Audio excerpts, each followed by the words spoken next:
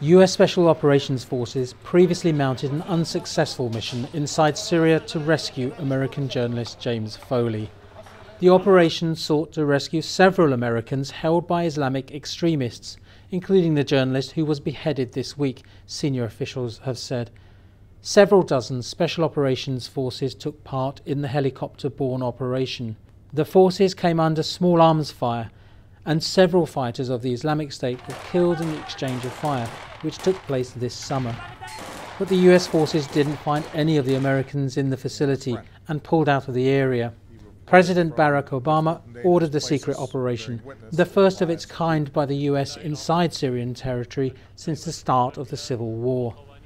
The disclosure was the latest of several signs of a toughening US posture towards the extremist forces of Islamic State. When people harm Americans anywhere, we do what's necessary to see that justice is done, and we act against ISIL, standing alongside others. There has to be a common effort to extract this cancer so that it does not spread. There has to be a clear rejection of these kind of nihilistic ideologies. One thing we can all agree on is that a group like ISIL has no place in the 21st century. Meanwhile, archive footage of James Foley in Syria has been released. In it, he describes his experience as a journalist covering the civil war. Well, in Idlib, you see a lot of men who are displaced from their villages. They're forced out of their villages. Some of them haven't been able to go back to their village for a year, and they're living in other villages.